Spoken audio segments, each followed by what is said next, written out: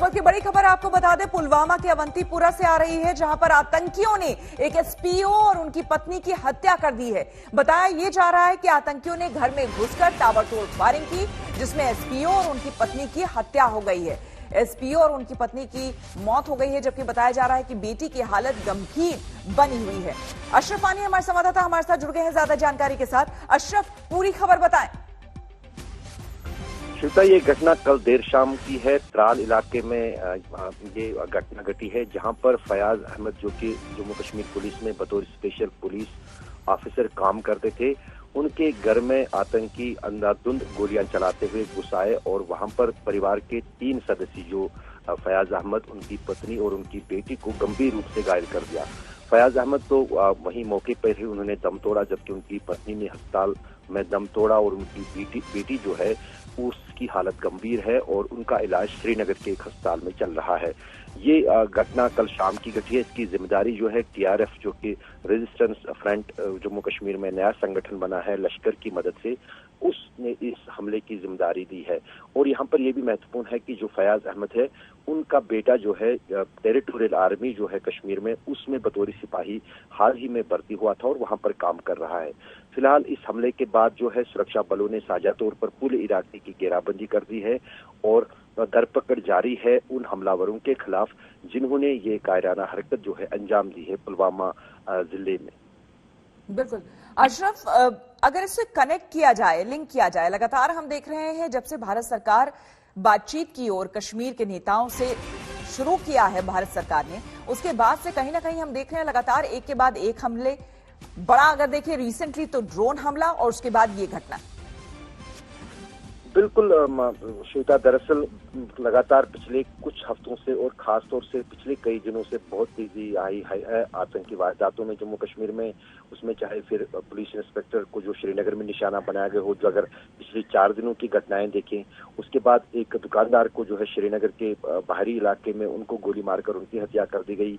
कई सारी जगहों पर सुरक्षा बलों पर फायरिंग की गई और उसके बाद जो है पुलवामा का, जैसे आपने कहा, कल जिक्र किया और आज, और माना जा रहा है कि कहीं ना कहीं जो है गर्मी का मौसम आया है और जो आतंकी संगठन जम्मू कश्मीर में है वो और सक्रिय होने लगे हैं और लगातार पाकिस्तान की तरफ से कोशिश हो रही है कि दबाव जो है आतंकी घटनाओं में तेजी लाई जाए और दबाव देश पर और भारत पर बढ़ाया जाए कि कश्मीर में जो है हालात सामान्य नहीं है। बिल्कुल। इसके अलावा और वहां पर क्या इसके बारे में कोई और इनपुट्स मिले हैं? क्योंकि जो ड्रोन हमला हुआ अशरफ, उसके बारे में बताया जा रहा है कि पहले से इनपुट्स थे कि ड्रोन से आतंकी हमला हो सकता है, लेकिन और कुछ जानकारी मिल पा रही है इस आतंकी वारदात को खास करके पर्टिकुलरली देखकर?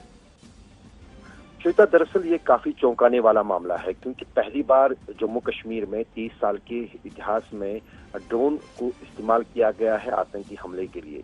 ये जिस अंदाज से इसमें स्पेसिफिकली हाई प्रोफाइल टारगेट चुना गया है जम्मू का एयरबेस, वो भी सुरक्षा के लिए काफी गंभीर है। यही कारण है कि कल सुबह जब से ये हमला हुआ, जिसमें भले ही कोई नुकसान ना हुआ हो, लेकिन इतनी गंभीरता से लिया है कि श्रीनगर से दिल्ली तक हड़कंप मचा हुआ है। एयरफोर्स के आला अधिकारियों के साथ साथ जो है NIA, SPG, special protection group जो है वो इसकी जांच में लगा हुआ है जम्मू कश्मीर पुलिस के साथ। और जब ये जम्मू में ये घटना, जो आतंकी हमला हुआ है, उसके बाद देश के सभी जो है आर्मी बेसिस, खासतौर से जो पंजाब और जम्मू कश्मीर में आते हैं, चाहे उसमें पठानकोट हो, उसमें जम्मू का एयरबेस हो, उसमें श्रीनगर का एयरपोर्ट हो, या फिर अवंतीपोरा का जो टेक्निकल वायुसेना का एयरबेस है, उन सभी को हाई अलर्ट पर रख दिया गया है। विशेष बैठकें बुलाई गई है ताकि जो भविष्य में इस तरह की कोई आतंकी साजिश होती है या ड्रोन से आतंकी हमले की कोशिश होती है, उसका पता कैसे लगाया जाए और उसको विफल कैसे किया जाए। क्योंकि यहाँ पर जो नया ये ट्रेंड एक शुरू हुआ है, पहले तो हथियार डालने के लिए ड्रोनों का इस्तेमाल सीमा पार से होता था, उस पर काफी जो है चौकसी बढ़ाई गई थी बॉर्डर और सीमावर्ती इलाकों में, और अब जिस अंदाज से आईडी का इस्तेमाल ड्रोन से हुआ है, ये कहीं ना कहीं काफी गंभीर है और काफी घातक भी हो सकता है। की सियासत सर उठा रही है, उधर विधानसभा चुनाव को लेकर सुगबुगाहट तेज हो गई है। अब तक राजनीतिक गलियारों में चर्चा थी कि असदुद्दीन ओवैसी की पार्टी बीएसपी के साथ मिलकर यूपी के चुनावी मैदान में उतरेगी, मगर बीएसपी की मुखिया ने ऐसी किसी भी संभावना को खारिज कर दिया।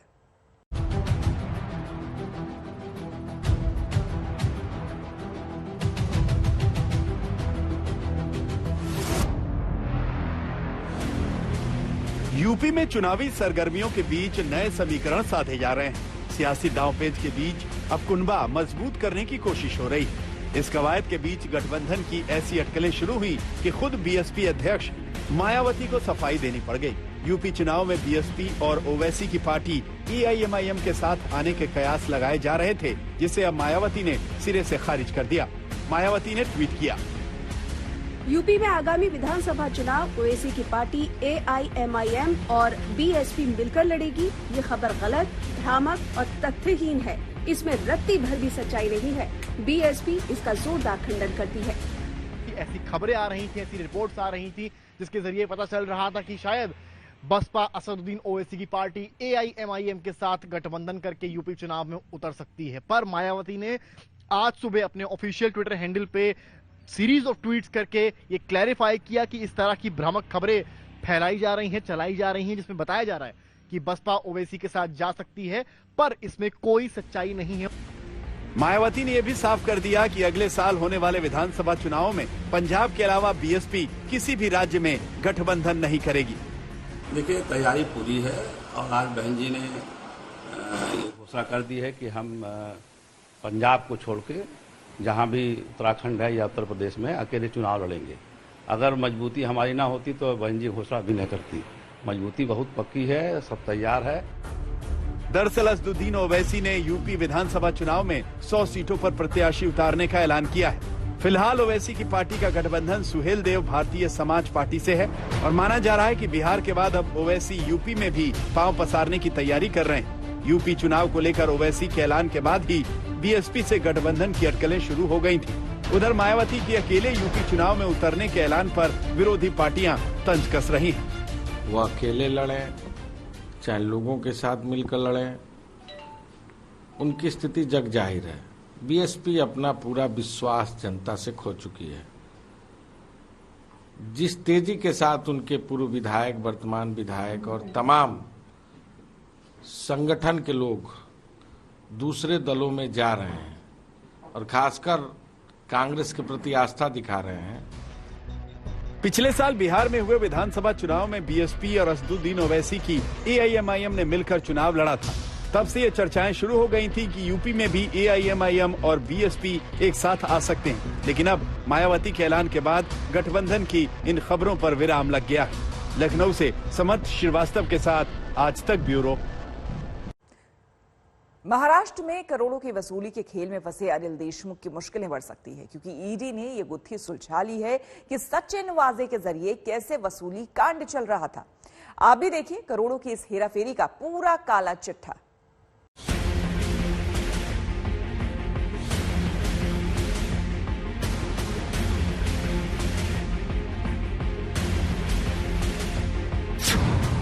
वसूली, पुलिस इंस्पेक्टर और ताकतवर मंत्री। शक तो शुरुआत से यही था, लेकिन ईडी की जांच में इस पर मुहर भी लग गई। महाराष्ट्र के 100 करोड़ी कांड की परतें उधड़ी तो वो सच सामने आने लगा जो जुबान पर तो हर किसी के होता है, लेकिन कभी सबूतों का मुंह नहीं देख पाता। फिल्मी पर्दे के नेता का यह डायलॉग कम से कम महाराष्ट्र के सियासत में पिछले कुछ महीनों से मची खलबली का सार है। वसूली कांड की जांच में ईडी की टीम ने जब नोटों के तार खींचने शुरू किए तो हाथ पूर्व गृह मंत्री अनिल देशमुख की तिजोरी तक जा पहुंचे। महाराष्ट्र के पूर्व गृह मंत्री अनिल देशमुख और उनका परिवार साई शिक्षण संस्थान नामक एक एनजीओ चलाता है। जब ईडी ने पूछताछ की तो पता चला कि पिछले महीनों में इस एनजीओ को 4 करोड़ से ज्यादा रुपए का डोनेशन मिला है। जब इन डोनेशन देने वालों की कुंडली निकाली गई तो पूरा सच सामने आ गया। 4 कंपनियों ने देशमुख की एनजीओ को डोनेशन दिया था। चारों कंपनियां दिल्ली में रजिस्टर्ड हैं। ईडी ने जांच की तो मालूम चला कि चारों शेल कंपनियां हैं, यानी इनका कोई टर्नओवर नहीं है, सिर्फ कागजों में काम करती हैं। 17 और 23 जून को ईडी ने कंपनी के मालिकों से पूछताछ की।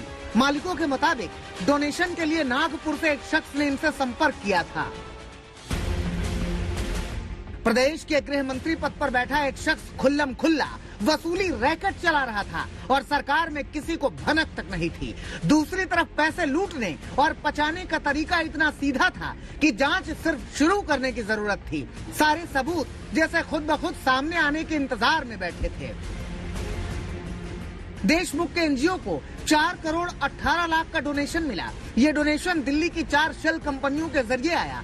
कंपनियों को हवाला के जरिए 4 करोड़ 18 लाख रुपए कैश मिला था। कंपनी मालिकों के मुताबिक ये पैसा अनिल देशमुख के बेटे ऋषिकेश ने भेजा था। ऋषिकेश को ये रकम पिता अनिल देशमुख के पीए कुंदन शिंदे से मिली थी और कुंदन शिंदे को 4 करोड़ 70 लाख रुपए देने की बात निलंबित इंस्पेक्टर सचिन वाजे ने मान ली है। वाजे के मुताबिक ये पैसा उसने मुंबई के पब और मालिकों से वसूला था। सचिन वाजे पहले ही कबूल कर चुका है कि उसे बार और पब से पैसे कलेक्शन का टारगेट दिया गया था। परमबीर सिंह ने भी इस चीज का जिक्र अपने लेटर में किया था और इस वसूली का सरगना उसने तत्कालीन गृह मंत्री को बताया था। ईडी ने अपनी जांच रिपोर्ट में नंबर 1 का भी जिक्र किया है। ये नंबर 1 सचिन वाजे का गढ़ा हुआ कोड है। वाजे जब पब और मालिकों से पैसा वसूलता था तो उन्हें यही कहता था कि ये पैसा नंबर 1 के पास जाना है। हर राज्य की पुलिस गृह मंत्रालय के अधीन होती है तो फिर नंबर 1 भी गृह मंत्रालय का मुखिया ही हो सकता है। वसूली कांड में ईडी की टीम ने शनिवार को अनिल देशमुख को बयान दर्ज करवाने के लिए बुलाया था, लेकिन वो नहीं आए। अगली तारीख मंगलवार की है। अब इस मसले पर जोरदार सियासत हो रही है। वादे वसूली गैंग मामले में वादे के 100 करोड़ के कलेक्शन में संजीव पालांडे और कुंदन शिंदे ये अनिल देशमुख की सहायता करते थे, मनी लॉन्ड्रिंग में इन्वॉल्व हुए। इसके कारण दोनों की कल देर रात गिरफ्तारी हुई। मुझे विश्वास है आने वाले कुछ दिनों में अनिल देशमुख भी गिरफ्तार होंगे। दबाव में लाके उनके ऊपर हर तरीके का फर्जी केसेस करके उनको पूरी तरह से चुप बिठाने का, उनका बदनामी करने का, उस राज्य में जो सरकार है उसकी बदनामी करने का, और उसके लिए ये तीनों डिपार्टमेंट का प्रयोग करके ये सब काम करने का, ये उसका ही तरीका है। जो अनिल देशमुख जी के ऊपर ईडी और इसका सब समन्स और ये सब हो रहा है, ये बाकी कुछ नहीं, ये गंदी राजनीति का और एक पाठ बीजेपी महाराष्ट्र में पढ़ा रही है। एनसीपी देशमुख को क्लीन चिट दे चुकी है। उद्धव खामोश हैं, लेकिन बड़ा सवाल यह है कि क्या महाराष्ट्र में वसूली के इस खेल में अनिल देशमुख आखिरी खिलाड़ी हैं या फिर वो सिर्फ एक मोहरा है। मुंबई से विद्या, मुस्तफा शेख, दिव्येश सिंह और दिल्ली से मुनीश पांडे के साथ आज तक ब्यूरो। इस वक्त की बड़ी खबर आपको बता दें, पुलवामा के अवंतीपोरा से आ रही है, जहां पर आतंकियों ने एक एसपीओ और उनकी पत्नी की हत्या कर दी है। जी हां, बताया जा रहा है कि आतंकियों ने घर में घुसकर ताबड़तोड़ फायरिंग की, जिसमें एसपीओ और उनकी पत्नी की मौत हो गई है, जबकि बेटे की हालत गंभीर बनी हुई है। तो बड़ी खबर ये सामने आ रही है। आपको बता दें कि आतंकियों ने घर में पहले वो दाखिल हुए, उसके बाद ताबड़तोड़ गोलियां चला दी, जिसमें एसपीओ और उनकी पत्नी की मौत हो गई है। हालांकि बेटी को भी अस्पताल ले जाया गया है, जहां पर बताया जा रहा है कि बेटी की हालत गंभीर बनी हुई है। अशरफ वानी हमारे संवाददाता हमारे साथ जुड़ गए हैं ज्यादा जानकारी के साथ। अशरफ, इस पूरे मामले में, क्योंकि ये कल की घटना है, कल रात 11 बजे ये वारदात हुई थी, इस वक्त क्या लेटेस्ट अपडेट? दरअसल श्वेता, इस इलाके में कल शाम को तलाशी अभियान शुरू किया गया था साझा तौर पर सुरक्षा बलों की तरफ से इस आतंकी घटना के बाद, लेकिन अभी तक फिलहाल उसमें कुछ हासिल नहीं हुआ है सुरक्षा बलों को। लेकिन अब सुरक्षा एजेंसियों की तरफ से, खासतौर से पुलिस की तरफ से जांच जारी है कि उन हमलावरों का पता लगाया जा सके जिन्होंने इस हत्याकांड को अंजाम दिया है। दरअसल इस इलाके में जो है काफी जो है मिलिटेंट सक्रिय हैं, क्योंकि त्राल का इलाका है और यहाँ पर जो है अब वो पता लगाया जा रहा है कि जो ये हमलावर है उसकी पहचान हो सके और उसको अंजाम तक पहुंचाया जा सके कानूनी तौर पर। लेकिन ये पहला हमला नहीं है, इससे पहले भी पिछले कई दिनों के दौरान जिस अंदाज से तेजी आई है आतंकी हमलों में, चाहे पुलिस कर्मी हो, अलग अलग राजनीतिक दलों के नेता हो, उनको निशाना बनाया जा रहा है और खास तौर से गात लगाकर, जिसमें किसी सुरक्षा में रहने वाला इंसान ना हो या फिर घर पे हो या छुट्टी पे हो, उस तरह का ये जो नया तरीका या ट्रेंड शुरू किया है आतंकियों ने कश्मीर में, वो साफ झलक रहा है। बिल्कुल। अशरफ, साथ ही जानना चाहेंगे, ये पहली घटना नहीं है। अगर पिछले पूरे हफ्ते की बात कर लें तो कई आतंकी वारदात यहाँ हो चुके हैं, और सबसे बड़ा तो अगर आप देखें तो एयरफोर्स स्टेशन पे जो ड्रोन से हमला हुआ है वो, इसे किस तरह से देखा जा रहा है या लोकल इंटेलिजेंस इसे कैसे देख रही है, क्या वजह है इसके पीछे? श्वेता, दरअसल जम्मू कश्मीर पुलिस ने 24 जून को एक अलर्ट जारी किया था। वो उनका कहना था कि जिस अंदाज से कश्मीर को लेकर बातचीत की प्रक्रिया शुरू हो रही है दिल्ली में, एक बार फिर जो है जम्मू कश्मीर में अमन शांति लाने की कोशिश की जा रही है केंद्र सरकार की तरफ से। ये जो है अलग अलग मिलिटेंट संगठनों को रास नहीं आ रहा है वो कोई आतंकी हरकत कर सकते हैं इन दिनों, लेकिन उससे पहले ही ये सिलसिला जो है वायलेंस का या हम कहें कि हिंसा का वो शुरू हुआ था, जब हमने देखा कि कई जगहों पर जो है ग्रेनेड से सुरक्षा बलों को निशाना बनाया गया, कई सारे नागरिकों को जो है उनको निशाना बनाया गया। अब उस दिन जिस दिन ये बैठक होने वाली थी उससे एक दिन पहले 3 आतंकी घटना कश्मीर में घटी। पुलिस एक अफसर की हत्या हुई उनके घर के बाहर जब वो मस्जिद में जा रहे थे, और जाहिर है कि ये सिलसिला तब से अभी तक जारी है। और कल इसमें बड़ा आयाम ये आया कि जब ड्रोन से जो है जम्मू के टेक्निकल एयरपोर्ट को निशाना बनाया गया। बिल्कुल, बहुत बहुत शुक्रिया अशरफ आपका तमाम जानकारी के लिए। और जम्मू के एयरफोर्स स्टेशन में 2 धमाकों की आवाज ने हड़कंप मचा दिया। पता चला कि दोनों धमाके कम तीव्रता के थे, लेकिन ये धमाके हुए कैसे, इसका पता लगाने के लिए देश भर की सुरक्षा और जांच एजेंसियां हरकत में आ गई है। अब तक की जांच में यही अंदेशा जताया जा रहा है कि जम्मू एयरफोर्स स्टेशन पर हुए धमाके ड्रोन अटैक थे, जिसकी जांच अब एनआईए आतंकवादी हमला मानकर कर रही है। लेकिन सवाल यह है कि क्या जम्मू के एयरफोर्स स्टेशन पर हुआ हमला किसी बड़ी साजिश का रिहर्सल है?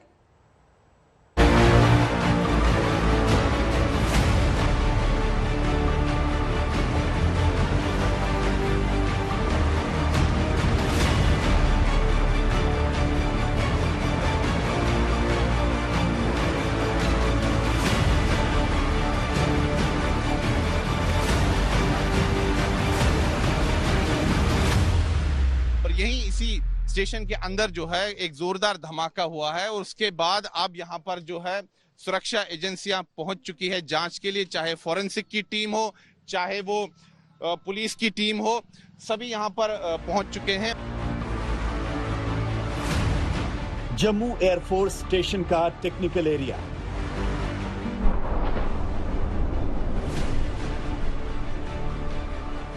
रात 1:37 पर एक बिल्डिंग की छत पर धमाका होता है। ठीक 6 मिनट बाद 1:42 पर परिसर में दूसरा धमाका होता है। धमाकों की तीव्रता भले कम थी, लेकिन इन विस्फोटों की गूंज दिल्ली तक सुनाई दी। एनआईए से लेकर आईबी तक और एयरफोर्स से लेकर एनएसजी की टीमें धमाकों की जांच के लिए पहुंचती। जो शुरुआती जांच से जो जानकारी सामने आ रही है उसके तहत कोई आतंकी अंदर नहीं घुसा है, बल्कि ड्रोन के जरिए या किसी उड़ती हुई चीज के जरिए ये धमाका कराया गया है। अब वो उड़ती हुई चीज ड्रोन थी या कोई गुब्बारा था, इस पर जो है जांच चल रही है, या किसी और तरीके से इस हमले को अंजाम दिया गया था। इन सभी पहलुओं पर जांच हो रही है। जम्मू के सतवारी पुलिस थाने में जो है आतंकवाद विरोधी जो कानून है उसके तहत, यूएपीए के तहत मामला दर्ज हो चुका है। सभी सिक्योरिटी एजेंसियां जो है मौके वारदात पर मौजूद है। अभी तक की जांच में जो बातें निकलकर सामने आई हैं, वो पाकिस्तान और उसके आतंकियों की साजिश की तरफ इशारा कर रही हैं। भारतीय वायुसेना की तरफ से जो बातें कही गई हैं, वो ये हैं कि ये विस्फोट ड्रोन अटैक के कारण हुआ। इसके संभावित टारगेट हेलीकॉप्टर थे जो पार्किंग एरिया में खड़े थे। इन धमाकों के सिलसिले में 2 संदिग्धों को हिरासत में लिया गया है। वायुसेना ने कहा है कि धमाकों में किसी भी इक्विपमेंट या एयरक्राफ्ट को नुकसान नहीं पहुंचा। सूत्रों का कहना है कि भले ही धमाकों में ज्यादा नुकसान न हुआ हो, लेकिन यह हमला जम्मू में किसी बड़ी आतंकी वारदात की साजिश की तरफ इशारा जरूर करता है।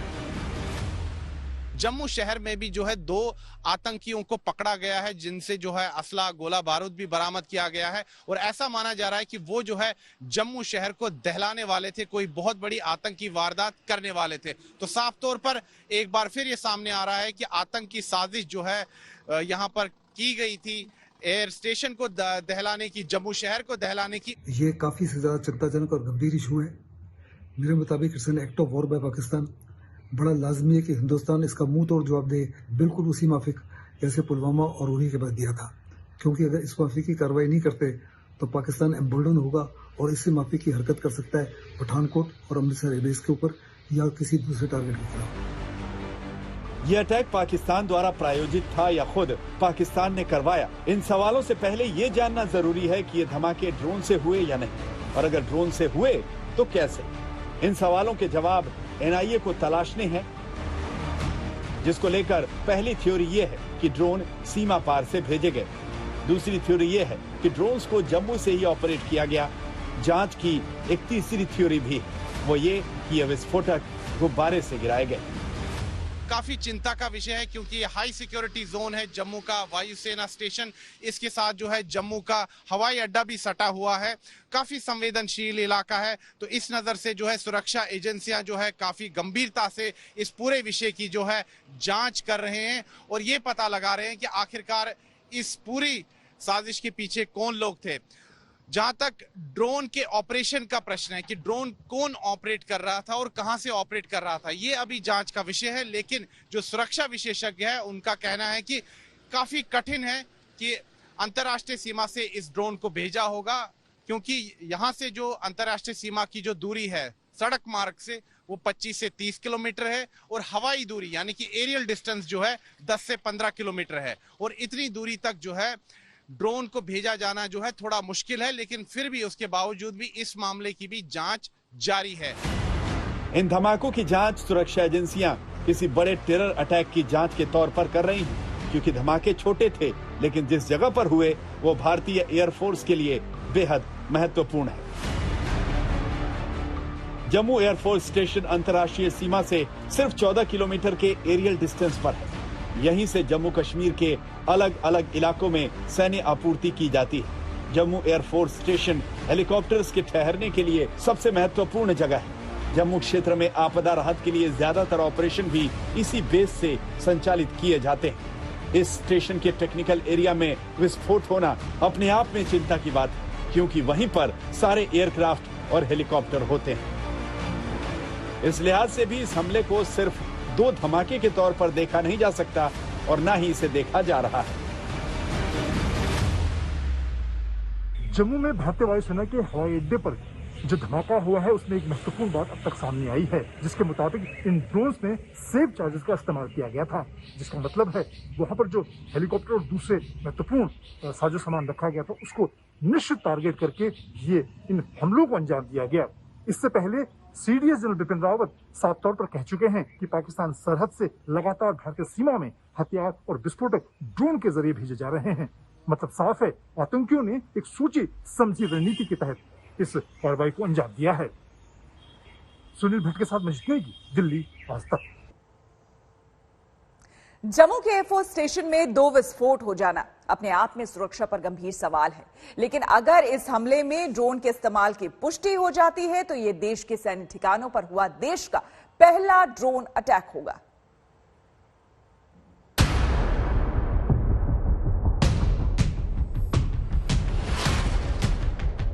ये तस्वीरें पाकिस्तान के खिलाफ सबूत हैं, जो साल 2019 से ही कश्मीर में आतंकवादियों को हथियार सप्लाई करने के लिए ड्रोन्स का इस्तेमाल कर रहा है। सेना और बीएसएफ जम्मू के अलग अलग सेक्टर से अलग अलग वक्त पर पाकिस्तान की तरफ से ड्रोन्स के जरिए होने वाली हथियार सप्लाई को कई बार नाकाम कर चुके हैं। पाकिस्तान की ड्रोन वाली इस आतंकी साजिश को आज तक ने अपने कैमरों में कई बार रिकॉर्ड किया। पाकिस्तान द्वारा भारत के खिलाफ रची जा रही एक और आतंकी साजिश का पर्दाफाश हुआ है। कल देर रात को पुलिस को सूचना मिली कि अखनूर जो टाउन है, अखनूर जो कस्बा है, जो कि सीमावर्ती इलाका है, वहां पर कुछ ड्रोन जैसी आवाज सुनाई दी। उसके बाद पुलिस जो है उनकी टीमें कई इलाकों में छानबीन करने गई, साथ ही में सेना की भी टीमें गई और बाद में 2 कंसाइनमेंट मिले हैं हथियारों के, जो कि पुलिस का कहना है कि ड्रोन के जरिए पाकिस्तान ने अखनूर में भेजे। आप देख सकते हैं कि 2 AK-47 राइफलें, 3 AK-47 जो है मैगजीनें हैं। तो क्या पाकिस्तान में बैठकर ही आतंकवादियों ने जम्मू के एयरफोर्स स्टेशन पर धमाके के लिए ड्रोन्स भेजे? अगर ऐसा है तो फिर सवाल ये है कि पाकिस्तानी आतंकवादियों के पास ऐसे ड्रोन्स आए कहां से? आज तक को सूत्रों के हवाले से जानकारी मिली है कि पिछले साल ही पाकिस्तान के आतंकी संगठनों ने चीन से कुछ ड्रोन्स खरीदे थे। ये ड्रोन 20 किलो तक का पेलोड उठाने और 25 किलोमीटर तक उड़ान भरने में सक्षम थे। इनकी खास बात यह भी थी कि इनसे एक टारगेट तय कर उस पर आईईडी भी गिराया जा सकता था। यानी इस बात की संभावना से इनकार नहीं किया जा सकता कि अब पाकिस्तानी सेना और पाकिस्तानी आतंकवादियों ने कश्मीर में ड्रोन्स अटैक की साजिश रची हो।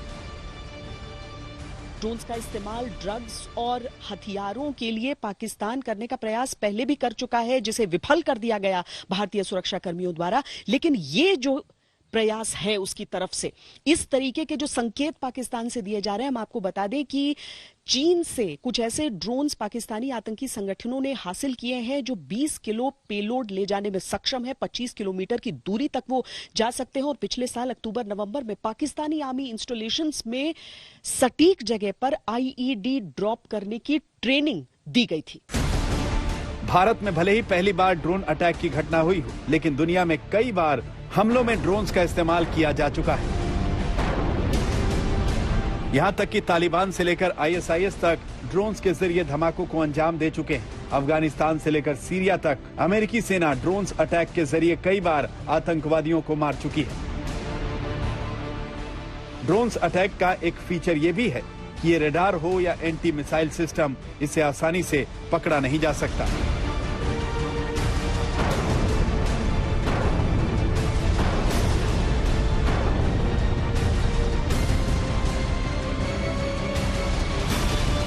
लेकिन अब ऐसे ड्रोन्स पर काम किया जा रहा है जिनके जरिए न सिर्फ बम गिराए जा सकते हैं बल्कि मिसाइलें तक फायर की जा सकती हैं।